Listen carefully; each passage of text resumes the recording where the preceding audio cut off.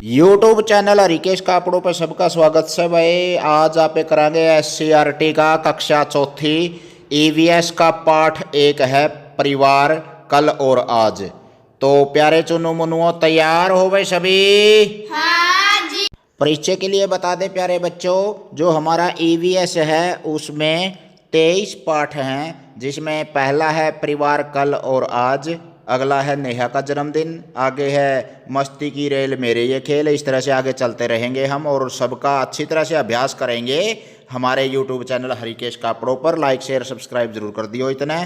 तो देखो भाई बच्चों चुनु मुनुओं, आओ फोटो एल्बम देखें। आओ फोटो एल्बम देखें। समीर फोटो एल्बम देखते हुए सोच रहा है। समीर फोटो एल्बम देखते हुए सोच रहा है। अरे वाह, अरे वाह, यह फोटो तो हमारे पूरे परिवार की है। यह फोटो तो हमारे पूरे परिवार की है। इसमें है मेरे दादा दादी, इसमें है मेरे दादा दादी, ताऊ ताई माँ पिताजी, ताऊ ताई माँ पिताजी, अजय अन्नू और मैं समीर, अजय अन्नू और मैं समीर, मेरी बुआ तब पढ़ाई के लिए मेरे बुआ तब पढ़ाई के लिए कुरुक्षेत्र गई हुई थी। कुरुक्षेत्र गई हुई थी। देखो सोचो और लिखो। देखो सोचो और लिखो। इस परिवार में कुल कितने सदस्य हैं बच्चों? इस परिवार में कुल 9 सदस्य हैं। क्या तुम्हारे पड़ोस में भी समीर के परिवार जैसा कोई परिवार रहता है? हाँ, हमारे पड़ोस में भी एक घर है जिसमें 11 सदस्य हैं। किसका परिवार है भाई वो पड़ोस में तुम्हारे?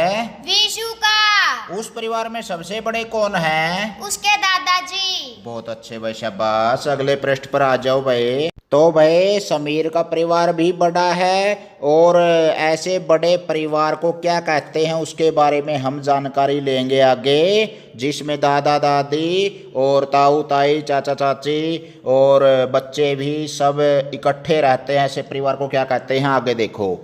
चित्र देखकर अनुमान से लिखो कि परिवार के इन सदस्यों की आयु कितनी होगी। तो पिछले पृष्ठ पर आपने जो चित्र देखा था, एक पृष्ठ पर, उसमें विभिन्न सदस्यों की विभिन्न आयु है, उसको खालिस्तान में भरो भाई। दादा की आयु कितनी होगी भाई संगम में? 75। 75 साल का होगा। ठीक है भाई। दादी की आयु कितनी हो सकती है? 65। 65-70 के आसपास हो सकती है। तो इसमें जो समीर है उसके ताऊ जी की आयु कितनी हो सकती है भाई आकाश? 45 साल। 45 साल है। इसी तरह से इसकी ताई की उम्र कितनी हो सकती है? 40। 40 साल के आसपास। माता जी की आयु कितनी है? समीर की माँ की आयु 35। 35 के आसपास है। और इसके पिताजी की आयु कितनी हो सकती है भाई समीर के पिताजी की? 40। 40 के आसपास हो सकती है। ऐसे परिवार को क्या कहते हैं? ऐसे परिवार को संयुक्त परिवार कहते हैं। संयुक्त परिवार कहते हैं। संयुक्त का मतलब होता है भाई मिला जुला, जिसमें एक से ज़्यादा पिता रहते हों, एक से ज़्यादा माता हों, यानी कि ज़्यादा से ज़्यादा सदस्य हों, जिसमें केवल एक दो बच्चा और माता पिता की बजाय अधिक बच्चे, अधिक बड़े आदमी हों, ऐसे परिवार को संयुक्त परिवार कहते हैं। मिला जुला परिवार है। आगे देखो। चाचा की शादी। चाचा की शादी। यह फोटो तो तब की है, यह फोटो तो तब की है जब मेरे चाचा की शादी हुई थी। जब मेरे चाचा की शादी हुई थी। कितना मजा आया था शादी में। कितना मजा आया था शादी में। तो भाई ये शादी हो रही है, पटना में बैठे हैं दूल्हा दुल्हन है, इसका चाचा इसकी चाची, और ये आशीर्वाद देवा है बड़े। और सोचो और लिखो। समीर के चाचा की शादी के समीर के चाचा की शादी के बाद घर में जो नया सदस्य आया है, जो नया सदस्य आया है, समीर उसे क्या कहकर बुलाएगा? समीर उसे क्या कहकर बुलाएगा? क्या होगा भाई उसने? चाची जी कहकर बुलाएगा। चाची जी कहकर बुलाएगा। चाचा की पत्नी चाची, ताऊ की पत्नी ताई, मामा की पत्नी, मम्मी। तो ऐसे शब्द लिंग बदलने के रूप में प्रयोग किए जाते हैं। आगे है भाई, अगर समीर की बुआ की शादी हो गई होती तो परिवार के सदस्यों की संख्या में क्या परिवर्तन आता?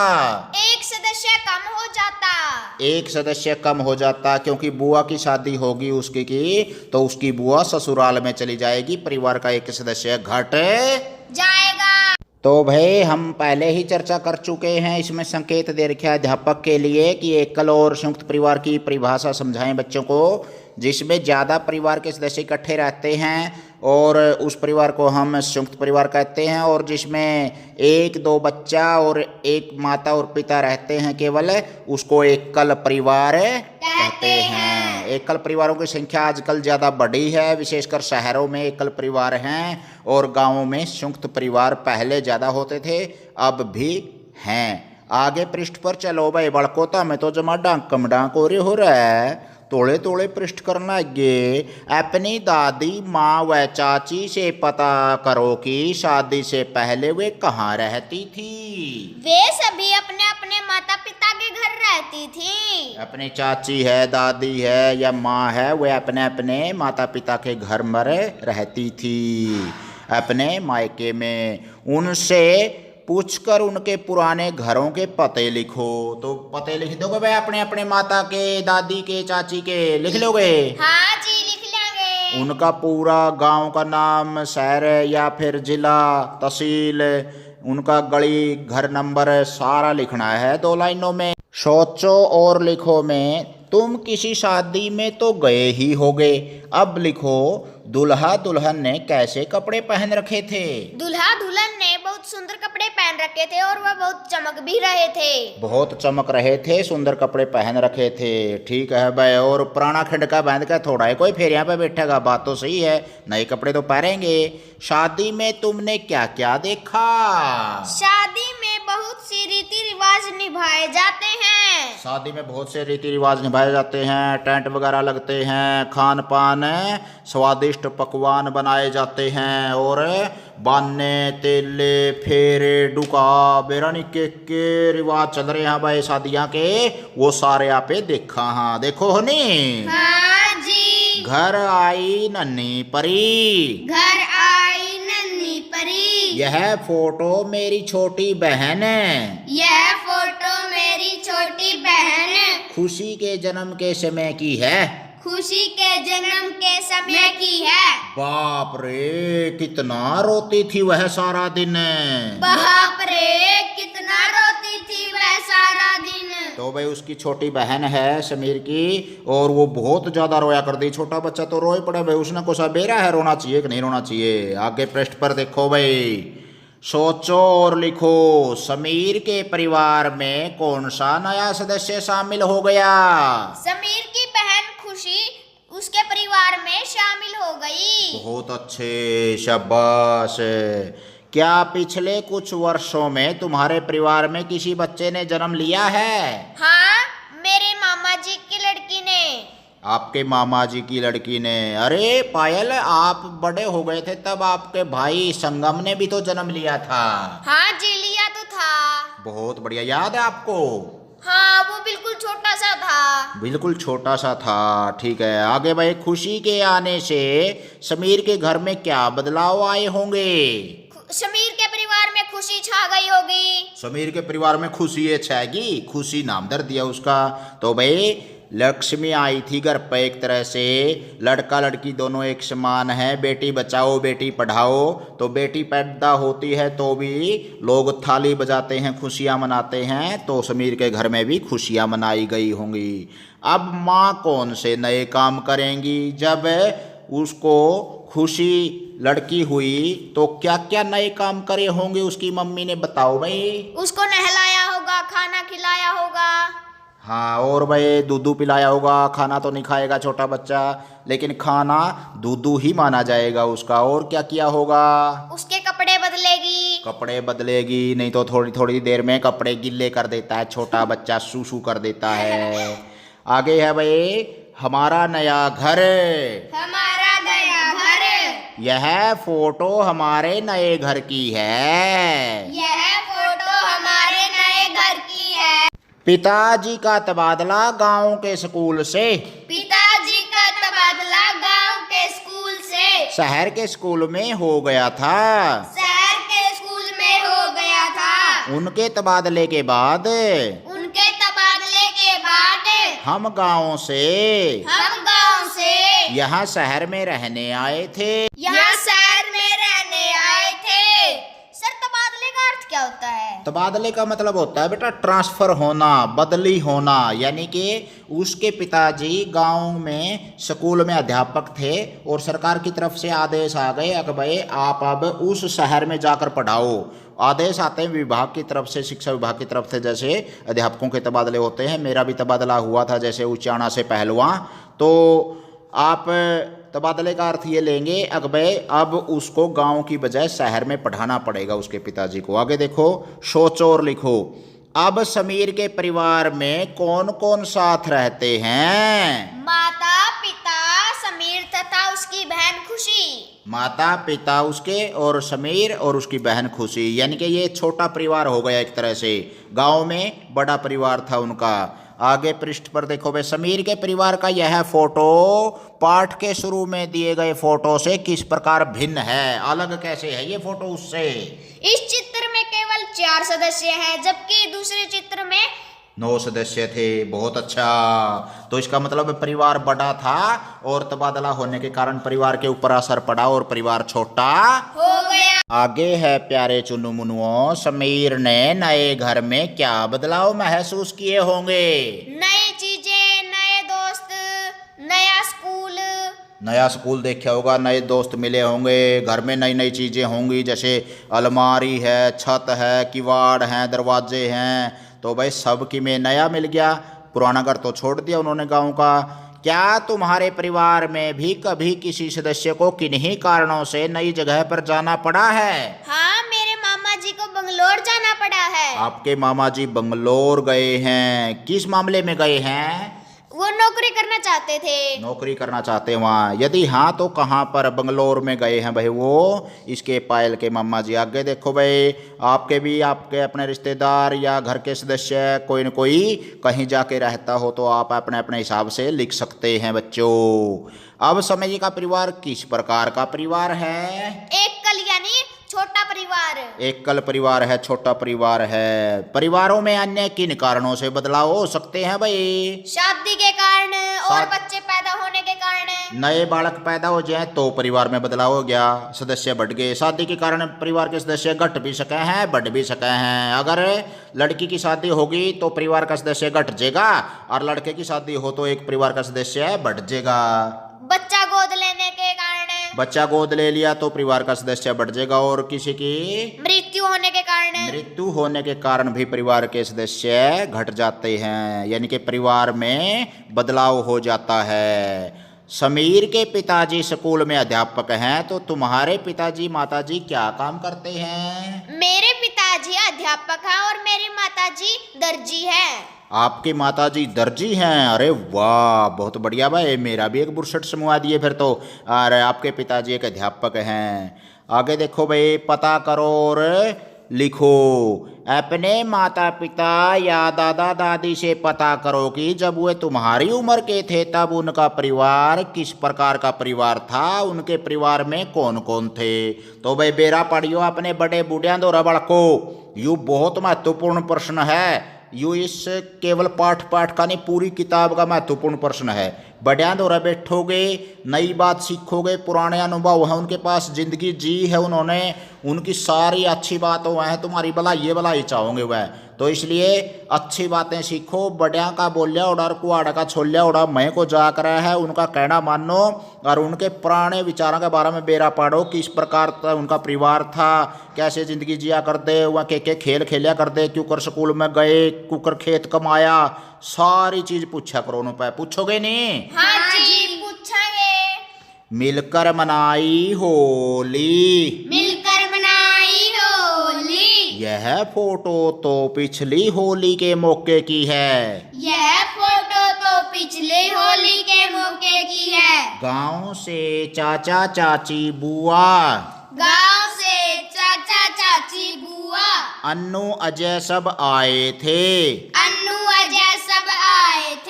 और हमने मिलकर होली खेली थी। और हमने मिलकर होली खेली थी। तो प्यारे बच्चों, होली के ऊपर एक दूसरे पर रंग गुलाल डाला जाता है, पिचकारियों से एक दूसरे को कोड़े मारे जाते हैं और प्यार प्रेम का प्रतीक होता है होली। तो इस परिवार ने, पूरे परिवार ने मिलकर होली खेली थी। आगे चलो भाई, अब बताओ तुम्हारे परिवार में होली कैसे मनाते हैं? मिठाइयों के साथ। मिठाइयाँ खाते हैं, अरे वाह, मन भी दी और एक दो रसगुल्ला खड़ा होली पे। रंग के साथ। रंगों के साथ है, बहुत बढ़िया। पानी के साथ। पानी के साथ होली खेलते हैं, एक दूसरे को रंग लगाते हैं, गुलाल लगाते हैं। तुम्हें होली का त्योहार कैसा लगता है भाई चुन्नू मुन्नुओ? मुझे होली का त्योहार तो बहुत अच्छा लगता है, क्योंकि इसमें एक दूसरे के ऊपर रंग फेंके जाते हैं। एक दूसरे के ऊपर रंग लगाते हैं, प्यार प्रेम का प्रतीक है, यू निशानी है प्यार प्रेम की। एक दूसरे से भाईचारा बढ़ता है, गले मिलते हैं लोग। तुम कौन से त्योहार अपने दादा दादी चाचा चाची आदि के साथ मिलकर मनाते हो? दिवाली, होली, दशहरा। बहुत बढ़िया भाई, परिवार के साथ मिलकर ना सारे त्योहार मनावांगे तो खुशी मिलेगी। न्यू का रहे हैं, चालिए बुआर और खाइए त्योहार। तो सारे परिवार के साथ मिल बैठ कर ना पकवान बनाने चाहिए, खाने चाहिए। बुआ की सगाई। बुआ की सगाई। यह फोटो उस समय की है। यह फोटो उस समय की है। जब मेरी बुआ की सगाई के अवसर पर, जब मेरी बुआ की सगाई के अवसर पर हमारा पूरा परिवार गांव के घर में, हमारा पूरा परिवार गांव के घर में इकट्ठा हुआ था। इकट्ठा हुआ था। सोचो और लिखो। सोचो और लिखो। यू पाठ तो भाई 12 पृष्ठ का है, इसमें तो हमने सोचना ही सोचना है बहुत ज्यादा। क्योंकि जितना ज्यादा चिंतन करोगे, मनन करोगे, सोचोगे, दूसरा तक जानकारी लोगे, उतना ही समाज का व्यवहारिक ज्ञान बढ़ेगा। समाज के रीति रिवाज, परंपरा आदि के बारे में बेरा पटेगा। परिवार का गठन क्यों करो, या क्यों कर परिवार पहला रहा करते, क्यों कर रवा है, परिवार की संरचना का बेरा पटेगा। इसलिए बच्चों, इसमें तुम्हारा काम कम है, हमारा काम है मार्गदर्शन करना, और तुम्हारा काम है ज़्यादा से ज़्यादा शिक्षा लेना, ग्रहण करना। तो इसमें त्योहारों के अलावा और किन अवसरों पर तुम्हारे परिवार के सभी सदस्य इकट्ठे होते हैं? अपने अनुभव बताइए। धार्मिक कार्यक्रम, यानी ये कि यज्ञ और यज्ञ करते हैं, धार्मिक कार्यक्रम करते हैं, हवन करते हैं। शादी में इकट्ठे होते हैं परिवार के सदस्य। जब किसी की मृत्यु हो जाती है तब भी। परिवार में किसी का स्वर्गवास हो जाए तो परिवार के सदस्य तब भी सुख दुख के सीरिये हुए हैं भाई, सब इकट्ठे हुए हैं। जब परिवार के सभी सदस्य इकट्ठे होते हैं तब तुम्हें कैसा लगता है? तुम क्या क्या करते हो? मुझे बहुत अच्छा लगता है। परिवार के सदस्यों से घुल मिल करके बहुत अच्छा लगता है, नए अनुभव मिलते हैं। कई दिन बाद मिलते हैं तो एक दूसरे से बच्चे आपस में खेलते हैं, बड़ों का अनुभव सीखते हैं। और भी हम मिलते हैं आपस में मिलते हैं तो हमें नई नई जानकारियाँ भी, ज्ञान भी बढ़ता है। शाबाश। शादी का फोटो है भाई आगे। इस फोटो में मेरी बुआ कितनी सुंदर लग रही हैं। इस फोटो में मेरी बुआ कितनी सुंदर लग रही है। सगाई से 2 दिन पहले दादाजी ने सभी सदस्यों को अपने पास बुलाकर कहा था। खरीदारी का काम ताऊ जी और ताई जी करेंगे। माँ पिताजी बाकी काम कर लेंगे। चाचा जी खाने का इंतजाम संभालेंगे। परदादी ने कहा था। अब समय बदल गया है। कपड़ों आदि की खरीदारी बहुएं करेंगी। खाने का इंतजाम और सजावट का काम घर के बेटे संभाल लेंगे। तो भाई शादी ब्याह हुआ है तो काम की बहुत ज्यादा दाब हुआ है। बड़ा बुजुर्ग आदमी हुआ है, उसने अनुभव हुआ है एक अकबर किस तरह से संभालना है।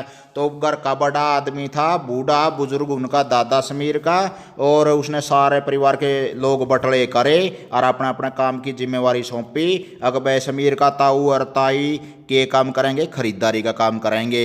भाई उसके माता पिता, समीर के माता पिता जैसे बाकी के काम करेंगे। चाचा चाची खाने का इंतजाम कर लेंगे। बहू हैं जो उस घर की, जैसे वो अपने नए कपड़े या कहीं से कोई भी सामान बाजार से खरीदना है तो लत्ता कपड़ा का काम संभाल लेंगी, तिल धागे का संभाल लेंगी। तो सारे काम मिल बैंड के न करण खातर शादी के लिए योजना बनाई गई है। आगे देखो भाई, सोचो और लिखो। समीर के परिवार में दादाजी और दादी जी ने फैसले लिए, तुम्हारे परिवार में फैसले कौन लेता है? हमारे परिवार में दादाजी माता पिता फैसला लेते हैं। क्या फैसले लेने वाला व्यक्ति परिवार के अन्य सदस्यों की राय भी लेता है? हाँ जी, लेता है। तुम्हारे परिवार में ऐसे अवसरों पर तुम्हें किस तरह का काम सौंपा जाता है? छोटे छोटे काम, जैसे कहीं से बाजार से छोटे मोटे चीजें लाना। बाजार से तो अकेले बच्चे को नहीं जाना चाहिए भाई, आस पड़ोस से ला सकते हैं। और घर में छोटे छोटे काम हैं, जैसे वो कोई छोटे मोटे सफाई का है, लत्ता कपड़ा इधर उधर रखना है, तो इस तरह के काम, बर्तन वगैरह इधर उधर रखने हैं तो वो काम सौंपे जा सकते हैं। और तुम्हारे परिवार में नीचे लिखे कामों के बारे में किस किस सदस्य की राय शामिल होती है? तो भाई एक तरफ तो काम लिख रखे ही हैं और फिर राय देने वाले सदस्य का नाम है। खाने में क्या क्या बनेगा, इसका फैसला घर में राय कौन देता है, कौन फैसला लेता है? माता जी और बहन। माता जी बहन। दिवाली पर पटाखों की खरीदारी होगी या नहीं होगी, इसका फैसला? पिताजी। पिता। त्योहार पर नए कपड़े जूते आदि खरीदने हैं या नहीं, इसका फैसला? माता जी या पिताजी। और घर के लिए टीवी, फ्रिज, स्कूटर, साइकिल आदि की खरीदारी कब होगी, इसका फैसला कौन लेगा भाई परिवार में? दादाजी और पिताजी। दादाजी पिताजी। चर्चा करो भाई। यदि तुम्हें किसी एक दिन के लिए तुम्हारे परिवार का मुखिया बना दिया जाए तो तुम परिवार के लिए क्या फैसले लोगे? भोजन संबंधी क्या फैसले लोगे भाई? आज ये बनेगा, चावल बनेगा आज। आज चावल बनेगा, इसका मतलब है मनपसंद भोजन आपका चावल है? हाँ जी। बहुत बढ़िया। अपनी मर्जी चलाओगी और किसी ने नहीं पसंद हो तो उन खातर अलग बनवा देंगे। उन खातर अलग 50 कढ़ाई चढ़वाओगे। आगे देखो भाई, फर्नीचर खरीदने में डाइनिंग टेबल खरीदूंगा, 3-4 कुर्सी ले आऊंगा। 3-4 कुर्सी लिया होगा और डाइनिंग टेबल खरीद लेगा। अच्छा। और भाई कपड़े खरीदने में क्या फैसला लोगे? लहंगा, सूट सलवार, सैंडल, चुन्नी। सूट सलवार सारा सौदा खरीद के लाओगे बाजार में? तो टीवी देखने में? टीवी की देखने में उसका निश्चित कर दूंगी समय। निश्चित कर दोगे समय? भाई 1 घंटा आधा घंटा देखना है, वैसे सारा दिन कार्टून चले जावा नहीं तो है। इसका मतलब भाई तब ना तो भाई मुखिया बना दिया जाओ तो जमा गला घोट दोगे भी सारे घर क्या का, छोटे बड़े का। आगे देखो भाई, सहभोज। सहभोज। यह उस दिन के सहभोज की फोटो है। यह उस दिन के सहभोज की फोटो है। जब हमारे गांव में लोगों ने पहली बार खड़े होकर खाना खाया था। पहले तो गांव में पंक्तियों में बिठाकर पतलों में खाना खिलाया जाता था। मिट्टी के बर्तन बनाने वाली बत्तो काकी के परिवार को भी खाने पर बुलाया गया था। तो इस चित्र के माध्यम से ये समझाना चाह रहे हैं प्यारे बच्चों तो हमने, अगर भाई पहला नीचे बैठ कर लाइन में जूती जाती काट के आराम से पतला में जिम्या कर दे, और पत्तल भी पेड़ के बड़े बड़े पत्तियों की होया कर दी वह। और आजकल टेंट लगन लग गए, खड़िया खाना हो गया, कोई किसी ने पूछता नहीं, चको उनका भूखा बिक जो और चाहे तिसाया बिक जो। तो पहला तो एक दूसरे का धक्का था भी उधर इधर का और ले ले स्त्रिया, मतलब है प्यार प्रेम भाईचारा बढ़िया करदा और न्यू जिमाया कर दे। और न्यूंदा में आजकल तो बेरा नहीं पड़ता भाई कौन जिम गया कौन रह गया, के हो रहा के नहीं टेंटा में। तो आगे देखो भाई, पता करो और लिखो, अपने दादा दादी माता पिता से पता करो कि उनके समय में शादी में किस तरह का भोजन बनाया जाता था। जलेबी, रसगुल्ला, बर्फी खुरमे भी बनाए जा करते। बहुत अच्छा भाई, शाबाश। भोजन किस प्रकार परोसा जाता था? पतलों में नीचे बैठा के लाइन में आराम से प्यार से परोसते थे। सोचो और लिखो, क्या तुम किसी ऐसे सामूहिक भोज में शामिल हुए हो जहां पंक्तियों में बिठाकर खाना खिलाया जाता है? अपने साथी से भी पूछो। हाँ, हमने एक बार मंदिर में खाया था खाना, वहाँ भंडारा लगा हुआ था। मंदिर में भंडारा भी खा लिया? अच्छा। और लाइन में बैठ कर ना पतला में जिमाऊं थे। शाबाश भाई। आगे देखो, पढ़ा स्वच्छता का पाठ। 8। यह फोटो तब का है जब मेरी नानी यह फोटो तब का है जब मेरी नानी हमारे घर आई थी। हमारे घर आई थी। नानी को सफाई बहुत पसंद है। नानी को सफाई बहुत पसंद है। नानी ने बताया था कि नानी ने बताया था कि शारीरिक विकास के लिए शारीरिक विकास के लिए बीमारियों से बचना बीमारियों से बचना और स्वस्थ रहना बहुत जरूरी है। और स्वस्थ रहना बहुत जरूरी है। इसके लिए शरीर की साफ सफाई रखनी चाहिए। इसके लिए शरीर की साफ सफाई रखनी चाहिए। खाना खाने से पहले और बाद में खाना खाने से पहले और बाद में हाथ अच्छी तरह धोने चाहिए। हाथ अच्छी तरह धोने चाहिए। समय समय पर नाखून काट लेने चाहिए। समय समय पर नाखून काट लेने चाहिए। हर रोज नहाना चाहिए। हर रोज नहाना चाहिए। शौच के बाद साबुन से हाथ अवश्य धोने चाहिए। शौच के बाद साबुन से हाथ अवश्य धोने चाहिए। अपने शरीर के साथ साथ अपने शरीर के साथ साथ घर व पास पड़ोस की घर व आस पड़ोस की सफाई रखनी भी जरूरी है। सफाई रखनी भी जरूरी है। तो प्यारे बड़को देखो इसकी नानी कितनी जागरूक है। तारे दादा दादी ताऊ ताया मम्मी या फिर कोई माता पिता में से कहीं भी कोई जागरूक है कि नहीं है इसके बारे में सोचो। नाना नानी मामा मामी जागरूक है कि नहीं है इसके बारे में पता करो। और साफ सफाई रखनी चाहिए। अच्छी शिक्षा दी उसकी नानी ने। तालियां बजाओ उसकी नानी के लिए के बारे। बहुत अच्छे। आगे देखो सोचो और लिखो। क्या तुम्हारे परिवार के बड़े बुजुर्गों ने भी तुम्हें सफाई संबंधी कोई बात बताई है? हाँ, हमारे परिवार के सदस्य कोरोना जैसी ये महामारी से बचने के लिए सावधान रहते हैं और बार बार साबुन से हाथ धोते हैं। बार बार साबुन से हाथ धोते हैं और जो ये कोरोना जैसी बीमारियां हैं इनसे बचने के लिए सावधान रहते हैं। बहुत अच्छा भाई, सावधानी में फायदा है क्योंकि ऐसी भयंकर बीमारियां लग जाएं तो जानलेवा भी साबित हो सकती हैं। शौच जाने के बाद साबुन से हाथ धोने क्यों जरूरी है? हाथों में रोगाणु लगे हो सकते हैं जिन्हें धोना आवश्यक है। हाथों पर कीटाणु लग जाते हैं। शौच आदि के बाद हाथ साबुन से धोने चाहिए। अगर तुम अपने शरीर की साफ सफाई नहीं रखोगे तो क्या होगा? हम रोगी बन सकते हैं। हम बीमार हो सकते हैं। साफ सफाई नहीं रखेंगे तो कीटाणु हो जाएंगे हाथों पर। और भाई बालको ध्यान से सुन लियो कान खोल के। दुनिया में 100 में तो 80 बीमारी गंदे हाथों तक फैले हैं। और अरिकेश कापड़ो यूट्यूब चैनल पर साफ सफाई के बारे में जो भी पार्ट है उसमें आपको प्रयोग करके वीडियो द्वारा दिखाया गया है कि किस प्रकार से हमने साफ सफाई रखनी चाहिए। नहीं तो पानी कैसे गंदा होता है या हमारा भोजन कैसे गंदा हो सकता है। इस तरह के आप देखोगे और फ़ायदा उठाओ। और अपने जागरूक हैं माता पिता आचार्य हैं उनसे ज़्यादा से ज़्यादा सफाई का महत्व सीखो क्योंकि सफाई ईश्वर का दूसरा नाम है। चर्चा करो अपने घर के आसपास साफ सफाई रखने में तुम किस प्रकार योगदान कर सकते हो। आसपास गंदगी न फैला करके गंदगी नहीं फैलाएंगे। कूड़े करकट को साफ करेंगे और कहाँ डालेंगे? डस्टबिन में, कूड़ेदान में डाल देंगे। और आस पड़ोस जैसे हमारे आपने घर की सफाई कर ली तो कूड़े करकट को आस पड़ोस में दूसरे के दरवाजे के आगे नहीं फेंकेंगे बल्कि उसको किसी गड्ढे आदि में दफना करके उसका प्रबंधन करेंगे। मेरा परिवार मेरी दुनिया। मेरा परिवार मेरी दुनिया। मेरा परिवार मेरी छोटी सी दुनिया है।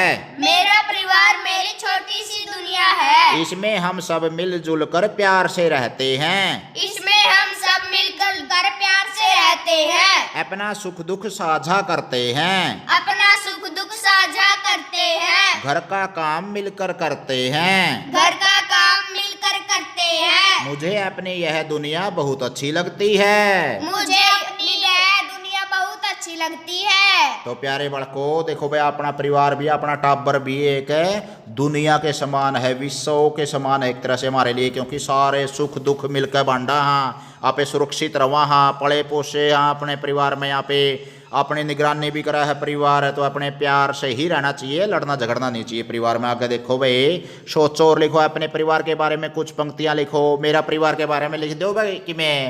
हाँ जी। 5-7 पंक्तियां लाइनें लिखनी है जैसे माता पिता क्या काम करते हैं, दादा दादी, घर में बड़े बुजुर्ग या बच्चे, मेरा परिवार बहुत अच्छा है। इसमें 7 सदस्य हैं।